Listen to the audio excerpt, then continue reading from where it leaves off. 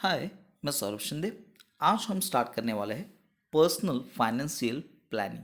ये आपका fourth subject, आपको पता है एम कॉम सेमिस्टर फोर्थ में ये आपका ये नया सब्जेक्ट एक ऐड हुआ है।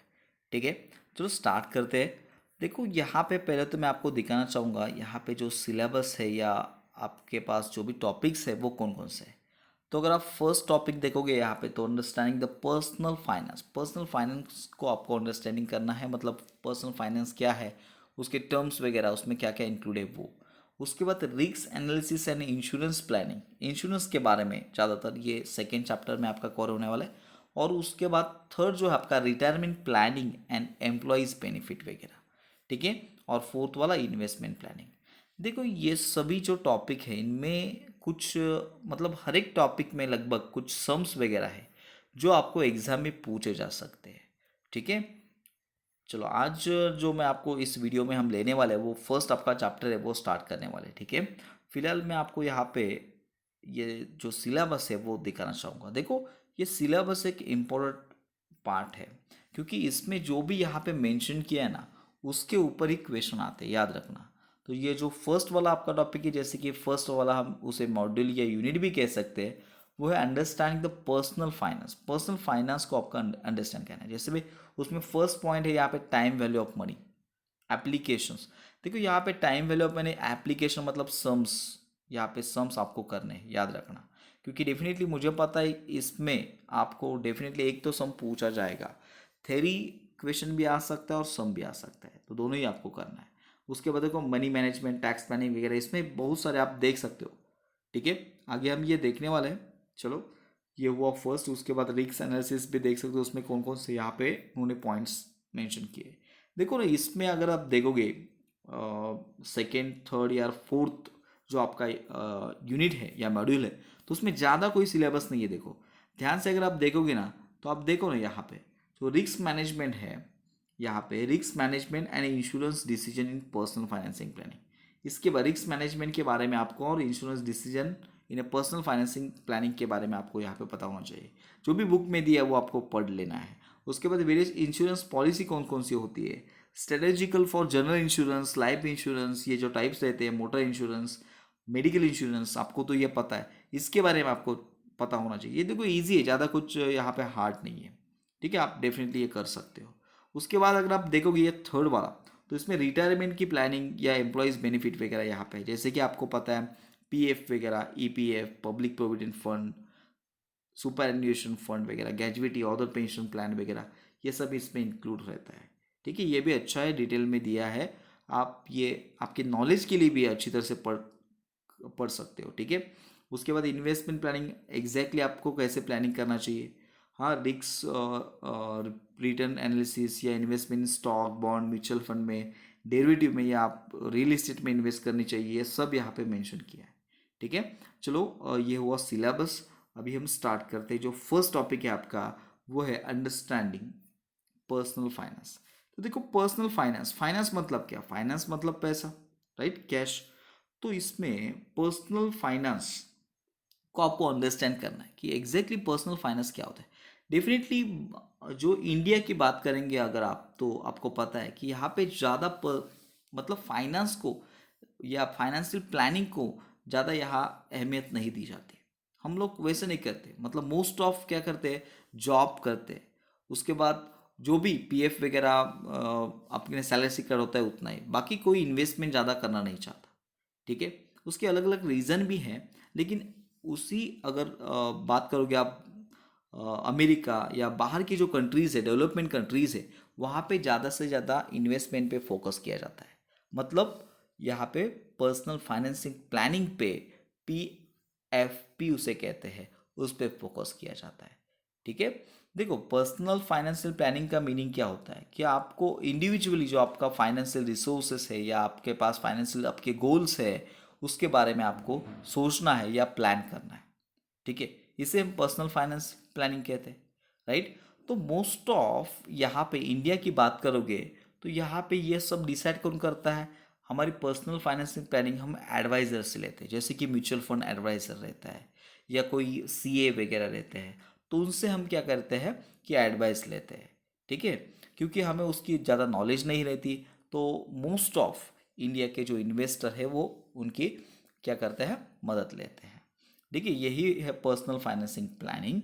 तो ये हुआ उसके बारे में, जैसे कि मैंने आपको बताया कि पर्सनल फाइनेंसिंग प्लानिंग का मीनिंग। अभी यहाँ पे एक इम्पोर्टेंट कंसेप्ट है, वो है time value of money. Okay, तो टाइम वैल्यू ऑफ मनी, देखो मनी मतलब आपको पता है कैश, पैसा। तो टाइम वैल्यू मतलब टाइम के हिसाब से आपको पता है पैसे की वैल्यू क्या रहती है, कम होती है या बढ़ती है। ऑब्वियसली उसकी वैल्यू कम होती जाती है। जैसे कि आज के जो 100 रुपये है, वो अगर मैंने 10 साल बाद उसकी वैल्यू निकाली 100 रुपये की, तो डेफिनेटली वो कम हो जाएगी। या आज के जो 100 रुपये है, वही अगर आप बात करोगे 10 साल पहले, तो उसकी वैल्यू ज़्यादा थी। समझ में आ रहा है ना? तो टाइम वैल्यू ऑफ मनी, यहाँ पे ये फैक्टर हमें देखना है। ठीक है, तो देखो यहाँ पे ये देखो फर्स्ट जो है यहाँ पे बेसिक कंसेप्ट है in time value of money, उसमें उन्होंने दिया है डिस्काउंटिंग फैक्टर। देखो ये डिस्काउंटिंग फैक्टर या कंपाउंडिंग फैक्टर, ये दो अलग अलग यहाँ पे कंसेप्ट है। डिस्काउंटिंग फैक्टर मतलब क्या? The discount factor is a present value of rupees in receive in A future. मतलब क्या? तो प्रेजेंट वैल्यू ऑफ रुपीज, अभी उसकी प्रेजेंट वैल्यू क्या है जो फ्यूचर में हमें मिलने वाली है। जैसे कि अभी मैंने आपको बताया कि अगर आज के 100 रुपये है, तो फ्यूचर में वो 100 रुपये की वैल्यू कम हो जाएगी, तो उसे हम डिस्काउंटिंग फैक्टर कहते हैं। वो वैल्यू कम कितनी हो सकती है, वो कितनी हो जाएगी, ये आज हम पता कर सकते हैं। किसकी मदद से? तो डिस्काउंटिंग फैक्टर। उसी तरह से कंपाउंडिंग फैक्टर भी रहता है। यहाँ पे देखो उसके मतलब डिस्काउंटिंग फैक्टर के बराबर दूसरी यहाँ पे हम कह सकते हैं, दूसरी यहाँ पे बाजू है। जैसे कि देखो the compounding factor is the future value of rupees, मतलब फ्यूचर वैल्यू आज के 100 रुपये है, तो उसकी अगर वैल्यू हम देखें कि फ्यूचर में तो कितनी होनी चाहिए। समझ में आ रहा है? उसे हम कंपाउंडिंग फैक्टर, कंपाउंडिंग होता है मतलब बढ़ता है, वो वैल्यू कितनी बढ़ेगी, ये इसे हम कंपाउंडिंग फैक्टर कहते हैं। समझ में आ रहा है? और डिस्काउंटिंग फैक्टर उसके अलग, मतलब वैल्यू कितनी कम हो जाएगी, आज जो 100 रुपये उसकी वैल्यू कितनी हो जाएगी, इसे हम डिस्काउंटिंग फैक्टर कहते हैं। और कितनी बढ़ जाएगी उसे कंपाउंडिंग फैक्टर कहते हैं। ठीक है, उसके बाद ये देखो ये वाली कंसेप्ट प्रेजेंट वैल्यू। अभी प्रेजेंट वैल्यू मतलब क्या? जो फ्यूचर में, मान लो फ्यूचर में मुझे 10 लाख रुपीस मतलब 10 लाख रुपीस मुझे मिलने वाले। ठीक है, तो अगर उसकी वैल्यू आज में कंसिडर कर लो तो कितनी हो जाएगी, तो उसे हम प्रेजेंट वैल्यू कहते हैं। समझ में आ रहा है? A present value is the discounted value of one और मोर फ्यूचर कैश फ्लो। ठीक है, चलो ये कुछ कंसेप्ट थे, ये डिटेल में हम आगे देखने वाले हैं, जैसे कि कुछ एग्जांपल वगैरह है। उससे पहले यहाँ पे अगर आप देखोगे ना, तो कुछ फॉर्मूलाज है जो कि आपको अच्छी तरह से करने पड़ेंगे। जैसे कि आप देखो ये फर्स्ट वाला, ये देखो present value of interest factor. देखो इसका फॉर्मूला क्या है, तो देखो present value of interest factor is equal to F V, मतलब यहाँ पे फ्यूचर वैल्यू, डी एफ मतलब डिस्काउंटिंग फैक्टर, मतलब future value into discounting factor आप करोगे तो आपको प्रेजेंट वैल्यू मिल जाएगी। ये उसका फॉर्मूला है। देखो उसके बाद ये सेकेंड वाला भी फॉर्मूला देखो, ये फॉर्मूला क्या है, तो सर पीवी मतलब present value is equal to future value F V, हाँ, इनटू आप देख सकते हो 1/1 + r⁻⁴ तो देखो इसकी सभी की मैं आपको मतलब, जैसे कि पीवी मतलब प्रेजेंट वैल्यू, एफ वी मतलब फ्यूचर वैल्यू, आर मतलब ये जो आर है वो रेट ऑफ रिटर्न रहता है, और एन जो है वो नंबर ऑफ ईयर वगैरह रहता है। ठीक है, ये फॉर्मूला है एग्जैक्टली। ये फॉर्मूला कहाँ पे यूज़ करना है, कैसे सॉल्व करना है, वो हम आगे देखने वाले कुछ एग्जांपल्स है। ठीक है, उसके बाद आप देख सकते हो ये प्रेजेंट वैल्यू के बाद, जैसे कि अभी मैंने आपको बताया पीवी मतलब प्रेजेंट वैल्यू, या एफ मतलब फ्यूचर वैल्यू, डीएफ मतलब डिस्काउंटिंग फैक्टर, ये सब, आर मतलब रेट ऑफ रिटर्न, और एन मतलब टाइम पीरियड इन ईयर, ये उन्होंने मेंशन किया है। उसके बाद ये देखो, ये फर्स्ट वाला फॉर्मूला था, ये सेकेंड वाला देखो present value of annuity factor. Sir ये एन्युटी फैक्टर क्या रहता है? देखो एन्युटी फैक्टर मतलब क्या, आप एन्युअली कुछ इन्वेस्टमेंट कर रहे हो, एन्युअली क्या कर रहे हो कि पैसे आप डिपॉजिट कर रहे हो, तो उस वक्त प्रेजेंट वैल्यू का फॉर्मूला क्या होना चाहिए, तो ये वाला देखो, ये वाला फॉर्मूला है। ये फॉर्मूला क्या, present value is equal to A, मतलब एन्युटी, जो भी आप एन्युअली पैसा वहाँ पे इन्वेस्ट कर रहे हो वो, यहाँ पे ये मल्टीप्लाई साइन है देखो, उसके बाद 1+r⁻1 देखो कुछ ये जो फॉर्मूला मुझे पता है थोड़ा सा अलग दिख रहा है, लेकिन डोंट वरी, ये ज़्यादा उसमें फॉर्मूला नहीं है, 4 या 5 फॉर्मूले रहेंगे वो आपको करने हैं और आप डेफिनेटली ये सम सॉल्व कर सकते हो आगे वाले। ठीक है, ये फॉर्मूला आप एक बार अच्छी तरह से देख लो। ठीक है, यहाँ पे भी सेम है। ए मतलब एन्युटी, आर मतलब रेट ऑफ रिटर्न कह सकते हैं आप, एन मतलब time period in year, right, वही है नीचे भी। चलो, ये हुआ प्रेजेंट वैल्यू का। अभी उसी तरह जैसे हमने अभी जो फॉर्मूले देखे वो प्रेजेंट वैल्यू के थे, उसी तरह से यहाँ पे दो फॉर्मूले, जैसे कि ये देखो, there are two difference approach calculate future value के फॉर्मूले। उसमें फर्स्ट अगर आप देखोगे तो future value is equal to present value into C F. मतलब क्या, present value into compounding factor, जो कि अभी पीवी के लिए मतलब प्रेजेंट वैल्यू के लिए F V future value into discounting factor था, वही यहाँ पे प्रेजेंट वैल्यू इंटू क्या हुआ, कंपाउंडिंग फैक्टर हुआ फ्यूचर वैल्यू के लिए। ठीक है, उसके साथ साथ ये भी आप देख सकते हो पीवी मतलब प्रेजेंट वैल्यू इंटू 1+r⁻n, ये भी फॉर्मूला आप यूज कर सकते हो। देखो फॉर्मूला सेम है प्रेजेंट और मतलब प्रेजेंट वैल्यू का और फ्यूचर वैल्यू का, खाली यहाँ पे पीवी आ रहा है एफ के लिए और पीवी के लिए एफ यहाँ पे आता है। आप देख सकते हो पीछे जाके, आपको समझ में आ जाएगा प्रेजेंट वैल्यू का फॉर्मूला। यहाँ पे फिर से मैं बताना चाहूँगा, एफ मतलब फ्यूचर वैल्यू, पीवी मतलब प्रेजेंट वैल्यू, सी एफ मतलब कंपाउंडिंग फैक्टर, आर मतलब रेट ऑफ रिटर्न और एन मतलब time period in year. Okay, उसके बाद देखो ये फर्स्ट फॉर्मूला था, राइट। उसके साथ साथ अभी जो मैंने आपको बताया मतलब एन्युटी वाला, तो ये इसका फॉर्मूला है ए इंटू 1+r⁻n-1/r, फ्यूचर वैल्यू का फॉर्मूला। ओके, चलो अभी क्या करते हैं, प्रैक्टिकल एग्जांपल देखते हैं। जैसे कि आप यहाँ पे डिस्प्ले पे आपको दिख रहा होगा फर्स्ट वाला एग्जांपल जो कि बुक में है। देखो अभी जो एग्ज़ाम आपकी होने वाली है उसमें मुझे लग रहा है कि ये जो प्रैक्टिकल सम्स है जो बुक में है उसमें से ही आएंगे, तो डेफिनेटली आपको अच्छी तरह से ये कर लेने हैं। और कुछ ये मैं आपको सब लेने ही वाला हूँ जो भी सॉल्व यहाँ पे किए उन्होंने बुक में, और जो प्रैक्टिस में वो इसके ऊपर ही बेस है, तो आप वो डेफिनेटली ये आपको समझ में आ गए तो आप वो सॉल्व कर सकते हो। चलो स्टार्ट करते हैं। जैसे कि ये देखो फर्स्ट वाला illustration 1, a bank offer return 12% per annum on the investment for a period 10 year. If you invest a sum of 12 lakh in a scheme, how much amount will be received by you? देखो पहले तो पूरा ये जो भी सम है illustration है वो समझ लो। जैसे कि बैंक ने आपको ऑफर दिया है 12% रिटर्न आपको देगी bank on the investment for period 10 years, मतलब आप अगर 10 ईयर्स के लिए उन बैंक में इन्वेस्ट करते हो तो आपको 12% का यहाँ पे इंटरेस्ट मिलेगा। ओके, आपको कितने अमाउंट इन्वेस्ट करने हैं, 12 लाख रुपीज़ की।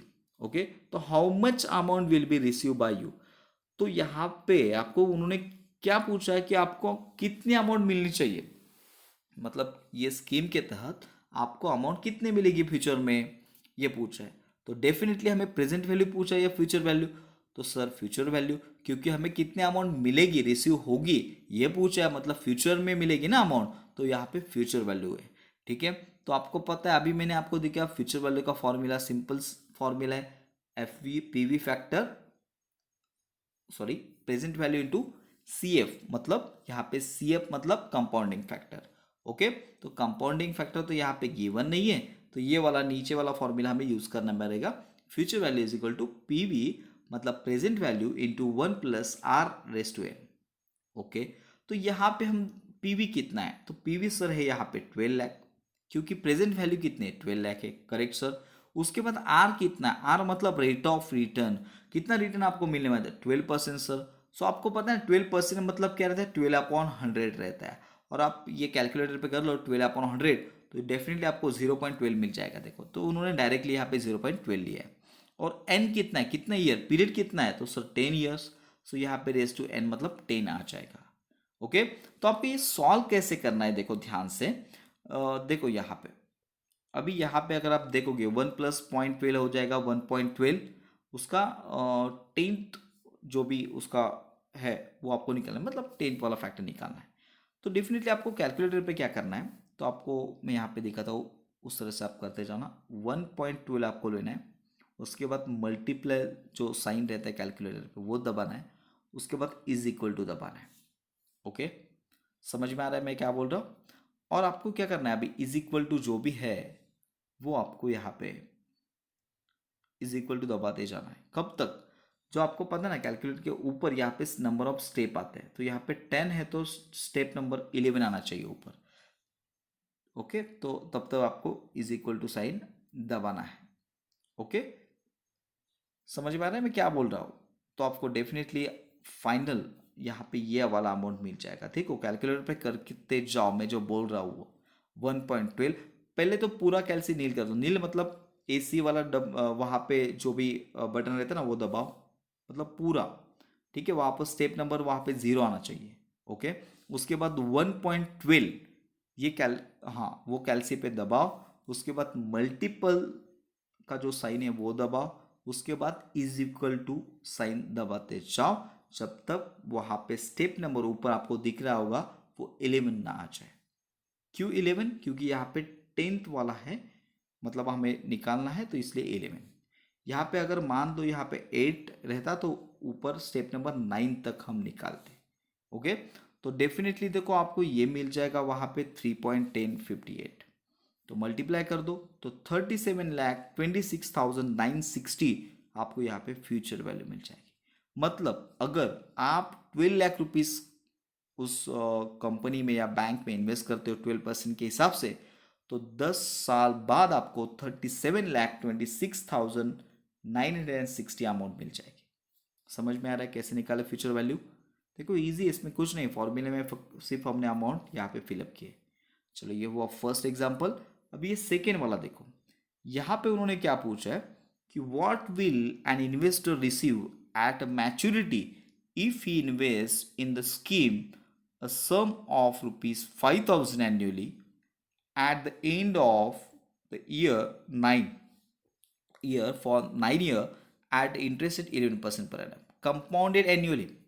देखो अगर आप ध्यान से देखोगे तो यहाँ पे भी वही है, what will an investor receive an maturity. Maturity मतलब क्या, जब आपकी स्कीम पूरी कंप्लीट हो जाएगी उस समय आपको कितना पैसा मिलेगा, मतलब एफ वी पूछा है, फ्यूचर वैल्यू पूछा है। लेकिन उस अगर आप देखोगे पिछले वाले एग्जाम्पल से ये कंपेयर करोगे तो इसमें अलग किया, तो यहाँ पे एन्युअली कहा है उन्हें। 5,000 कंपनी को आप क्या कर रहे हो, बैंक को या कंपनी को मान लो आप एन्युअली दे रहे हो, और पिछले वाले सम में आपने एग्जैक्टली वन टाइम इन्वेस्टमेंट किया था, 12 लाख रुपीज दिए थे, ये अलग है। तो अगर आपको पता है अगर यहाँ पे एन्युअली हो तो इसके लिए फ्यूचर वैल्यू का यहाँ पे अलग फॉर्मूला है। तो वो फॉर्मूला क्या है सर? तो ये देखो future value is equal to A annuity, उसके बाद यहाँ पे मल्टीप्लाई साइन है, ये देखो 1+r⁻n - 1 अपॉन r, ये वाला फॉर्मूला आपको यूज करना है।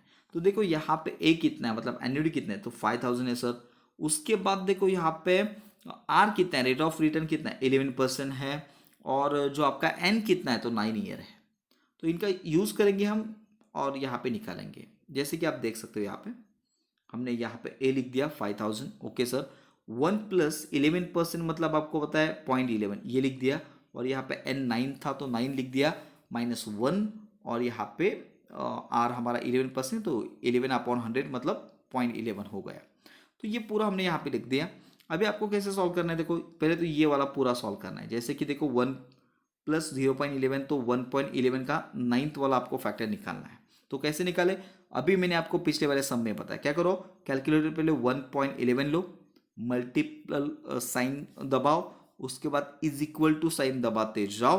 कब तक, यहाँ पे 9 है तो स्टेप नंबर 10 आपको ऊपर कैलकुलेटर पे दिखना चाहिए। ओके, तो आपको डेफिनेटली आप करके देखो एक बार।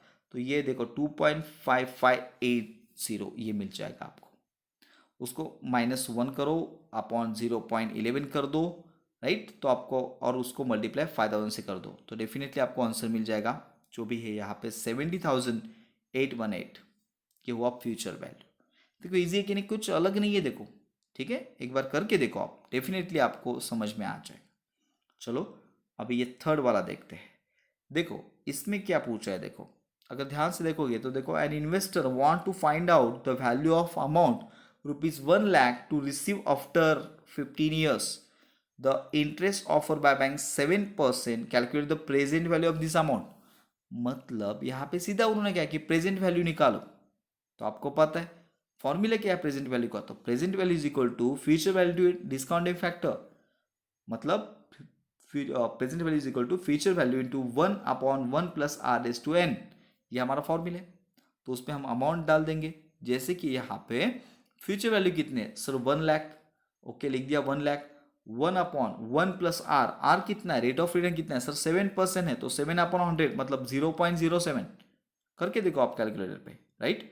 उसके बाद कितने ईयर्स के लिए सर 15 ईयर्स के लिए, तो एन कितना हो जाएगा 15, तो यहाँ पे रेस टू 15 लिख दिया। तो डेफिनेटली आप क्या करोगे, पहले ये इन दोनों का एडिशन कर दोगे, 1 प्लस 0.07 तो 1.07 आ जाएगा, उसका 15 तो वो आपको क्या करना है, यहाँ पे फैक्टर निकालना है। कैसे निकाले, पूरा कैल्सिनिल कर दो, उस पर लिख दो, मतलब ले लो 1.07, उसके बाद मल्टीप्ल साइन दबाओ, उसके बाद इज इक्वल टू साइन दबाते जाओ, कब तक, जब तक स्टेट नंबर यहाँ पे 15 है तो यहाँ पे 16 नहीं आ जाता। तो डेफिनेटली देखो ये आपको आंसर मिल जाएगा कैलकुलेटर पे 2.7590 मिल रहा है, राइट, यही मिलना चाहिए।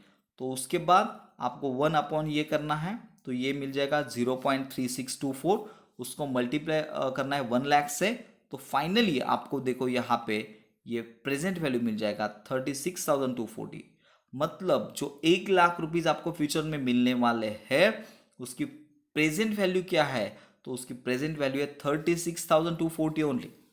समझ में आ रहा है, ठीक है। इस तरह से आपको ये सॉल्व करना है। ये हमारा हुआ थर्ड वाला। चलो इसमें देखो ये फोर्थ वाला भी देख लेते। देखो यहाँ पे अगर आप देखोगे फोर्थ में, तो यहाँ पे देखो एक्सवीड has a investment proposal in a which he has to invest 38,950 every year for next 15 years, which offer interest 9.5%. What should be present value of such investment? देखो यहाँ पे भी प्रेजेंट वैल्यू पूछा है, लेकिन अलग क्या है यहाँ पे कि यहाँ पे इन्वेस्ट ईयरली है। देखो 38,950 वो ईयरली इन्वेस्ट कर रहा है, एवरी ईयर इन्वेस्ट कर रहा है 15 ईयर्स तक। तो यहाँ इसके लिए यहाँ पे पीवी का अलग फॉर्मूला है, आपको पता है। सर कौन सा फॉर्मूला है, तो पहले मैं आपको फॉर्मूला दिखाना चाहूँगा। यहाँ पे उन्होंने क्वेश्चन में, मतलब अभी यह सॉल्व के समय नहीं दिया है उन्होंने, लेकिन अभी हमने देखा था ऊपर, मैं वो आपको दिखाना चाहूँगा। पहले ये देखिए प्रेजेंट वैल्यू का एन्युटी फैक्टर वाला ये फॉर्मूला जो आप देख रहे हैं, ए मतलब annuity 1 plus R S to N minus 1, यहाँ पे देखो 1 plus R S to N, okay यहाँ पे आर है, ठीक है। ये फॉर्मूला हमें यूज़ करना है, देखा आपने, ठीक है। चलो फिर से क्वेश्चन में जाते हैं। ये देखो हमारा फोर्थ वाला चल रहा था, वहाँ पे उन्होंने डायरेक्टली यहाँ पे लिए, लेकिन जो अभी मैंने आपको फॉर्मूला दिखाया ना वो लिए। देखो ए लिया उन्होंने एन्युटी का 38,950, ओके सर। उसके बाद 1 प्लस जो हमारा परसेंटेज 9.5% ना आर, तो 9.5 मतलब 0.95, 0. मतलब ये क्या करना है आपको 9.5/100 कर दो, आपको देखो ये मिल जाएगा 0.095, ओके। ये यहाँ पे उन्होंने लिया, और कितने ईयर के लिए 15 ईयर के, इसलिए एन यहाँ पे 15 लिया, -1 0.095, 1 प्लस 0.095 और 15। देखो आपको क्या करना है अभी, ये आपने उस फॉर्मूला में सब अमाउंट यहाँ पे फिलअप कर दी, ओके। उसके बाद सॉल्व कैसे करना है आपको, देखो डेफिनेटली आपको क्या करना पड़ेगा पहले कि ये वाला पहले सॉल्व करना पड़ेगा। तो 1 प्लस 0.095 मतलब 1.095, उसका 15 फैक्टर आपको निकालना पड़ेगा। तो कैसे निकाले, तो पहले 1.095 इंटू इज इक्वल टू आपको करना है, यहाँ पे 15 है तो वहाँ पे 16 नंबर स्टेप आने तक आपको करना है। तो डेफिनेटली 3.9013 मिल जाएगा, जो कि ऊपर मिल रहा है वो भी इसका भी वही मिल जाएगा नीचे, और आपको सॉल्व कर लो, मतलब 3. देखो 9013 से 1 माइनस कर लो, इसको इसे मल्टीप्लाई कर लो, या अमाउंट मिल जाएगा, डिवाइड कर लो, और फिर से 38,950 को मल्टीप्लाई कर लो। तो ये देखो 30,490, सॉरी 30 समथिंग, देखो ये अमाउंट जो आ रहा है वो आपको प्रेजेंट वैल्यू मिल जाएगा। समझ में आ रहा है आपको, ठीक है, ओके। देखो ये फिफ्थ वाला भी देख लेते हैं, मुझे लगता है लगभग ये ओके लास्ट वाला है इसमें, ठीक है, सम में, हाँ ठीक है। देखो ये एक इम्पोर्टेंट है सम, देखो जरा इस टाइप का मुझे लगता है आ सकता है। Mister Ram is investing a scheme which is offer following return in a next 5 years, invest 55,000 today.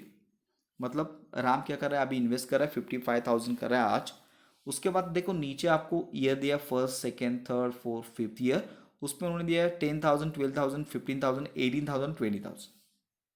ठीक है, उसके बाद उन्होंने नीचे कहा है कि the current return on the similar investment scheme is 10%, मतलब जो भी रेट ऑफ रिटर्न है वो है 10%। तो please advice whether the mister Ram should invest in the scheme और नॉट, मतलब जो भी मिस्टर राम है उसको इन्वेस्ट करना चाहिए या नहीं इस स्कीम में। ठीक है, देख लेते हैं। तो इसके लिए आपको क्या करना पड़ेगा, देखो इस टाइप से आपको पहले तो ईयर हमने लिख दिया 1 2 3 4 5, उसके बाद जो भी अमाउंट वो इन्वेस्ट कर रहा है, जैसे कि देखो ये 10,000 है, 12,000 है, 15,000 है, 18,000 है और 20,000 वो लिख दिया। उसके बाद डिस्काउंटिंग फैक्टर, वो देखो डिस्काउंटिंग फैक्टर तो यहाँ पे गिवन नहीं है, कभी कभी क्वेश्चन में गिवन रहते हैं, कभी कभी गिवन नहीं रहते। लेकिन देखो ये जो आपको गिवन रहते हैं ना परसेंटेज, इससे आप डिस्काउंटिंग फैक्टर निकाल सकते हैं। जैसे कि यहाँ पे 10% उन्होंने कहा है, तो आपको 10% के डिस्काउंटिंग फैक्टर कैसे निकालने हैं, जो कि ये आ रहे हैं, वो जरा ध्यान से देखना। ठीक है, देखो नीचे भी उन्होंने नहीं दिए यहाँ पे, मैं आपको बताना चाहूँगा। देखो आपको क्या करना है, सिंपल अभी 10% का निकालना है ना, तो 1/1.10, समझ में आ रहा है, ये कर लो कैलकुलेटर पे, मैं जो बोल रहा हूँ वो कर लो, 1/1.10 कर दो, तो आपको देखो ये फर्स्ट वाला अमाउंट मिल जाएगा 0.909, करके देखो आप कैलकुलेटर पे। ओके, खाली इज इक्वल टू साइन दबाओ, ये सेकेंड वाला मिल जाएगा, इज इक्वल टू साइन दबाओ, ये थर्ड वाला मिल जाएगा, इज इक्वल टू साइन दबाओ, ये फोर्थ वाला, इज इक्वल टू साइन दबाओ, ये फिफ्थ वाला मिल जाएगा। मिल रहा है? ओके सर, तो ये तो ठीक है सर, 10% है तो ऐसे निकालेंगे। अगर मान लो यहाँ पे सर 15%, तो क्या करो, तो देखो 15% तो वैसे ही करना है, 1/1.15 कर दो। अगर 9% है तो 1/1.09 कर दो। समझ में आ रहा है? इससे आपको ये सभी ईयर का मिल जाएगा। समझ में आ रहा है? ओके, तो देखो ये हमने निकाला अभी डिस्काउंटिंग फैक्टर, जो कि यहाँ पे गिवन नहीं था, इसलिए हमने निकाला 1। फिर से देखो 1/1.10, जो भी परसेंट है वो उसमें 1 में प्लस कर दो, तो आपको देखो ये फर्स्ट ईयर का मिल जाता है, इज इक्वल टू करते जाओ, नेक्स्ट ईयर के मिल जाएंगे। ओके, उसके बाद आपको क्या करना है, सिंपल सी बात है, अमाउंट को आपको डिस्काउंटिंग फैक्टर से मल्टीप्लाई करना है, तो प्रेजेंट वैल्यू मिल जाएगा। तो 10,000 इंटू 0.909, तो 9,090 मिल जाएगा। उसी से 12,000 इंटू 0.826, तो आपको 9,912 मिल जाएगा। तो 15,000 इंटू 0.751, तो आपको 11,265 मिल जाएगा। 18,000 इंटू आपने अगर किया 0.683, तो ये मिल जाएगा। इस तरह से ये आप अमाउंट निकाल लोगे। ओके, तो प्रेजेंट वैल्यू सर निकाला, अभी आपको क्या करना है, इसकी टोटल करनी है। ये जो आपने निकाला है प्रेजेंट वैल्यू, इन सभी की आपको टोटल करनी है, तो डेफिनेटली ये देखो ये मिल जाएगा 54,981। ओके, और प्रेजेंट वैल्यू ऑफ इन्वेस्टमेंट तो ऑलरेडी यहाँ पे गिवन है, जैसे कि 55,000। सर कहाँ पे है, क्वेश्चन में आपको दिखाना चाहूँगा, ये देखो है कि नहीं। तो ये अगर आप उससे माइनस करोगे, इस इनफ्लो से इससे माइनस कर दोगे 55, तो डेफिनेटली यहाँ पे देखो 19 आ रहा है, मतलब यहाँ पे निगेटिव में आ रहा है एक्चुअली प्रेजेंट वैल्यू, राइट। तो यहाँ पे देख सकते हो, since the net present value negative, it is advice not invest in the plan. तो आपको यहाँ पे अगर पॉजिटिव में आता तो हम बात कर सकते थे कि पॉजिटिव में है, प्रॉफिट हो रहा है, तो आपको इन्वेस्ट करने के यहाँ पे सलाह दे सकते थे, लेकिन यहाँ पे निगेटिव आ रहा है, तो यहाँ पे आपको इन्वेस्टमेंट नहीं करनी चाहिए इस प्लान में। समझ में आ रहा है? इजी है ना? देखो अभी ये जो मैंने अच्छी तरह से आपको बताया, उस रिलेटेड नीचे इसी बुक में नीचे आपको कुछ सम्स दिए, वो आप ट्राई कर लेना। ठीक है, हाँ, नेक्स्ट वीडियो में हम अगले टॉपिक के जो भी यहाँ पे प्रैक्टिकल्स क्वेश्चन है वो देखने वाले हैं। फिलहाल ये अच्छी तरह से कर लो, फिर भी कोई डाउट है तो आप पूछ सकते हो, हमारे पर्सनल व्हाट्सएप ग्रुप पे आपको पता है। फिर भी ये वीडियो पहली बार कोई देख रहा है और हमसे जुड़ना चाहते हैं, सभी टॉपिक की जो आपके एमकॉम सेमेस्टर 4 के जो आपका जो सभी आपके टॉपिक्स है या आपके सब्जेक्ट है उसके वीडियो लेक्चर्स आपको चाहिए, तो आप हमें इस नंबर पे कांटेक्ट कर सकते हैं 8055969450। एकदम रीजनेबल फीस है हमारी। हाँ, एक बार कांटेक्ट करके आप जरूर पूछ लेना और हमारे वीडियो लेक्चर आप ले सकते हो। थैंक यू, जल्दी मिलते हैं हमारे नेक्स्ट वाले लेक्चर में।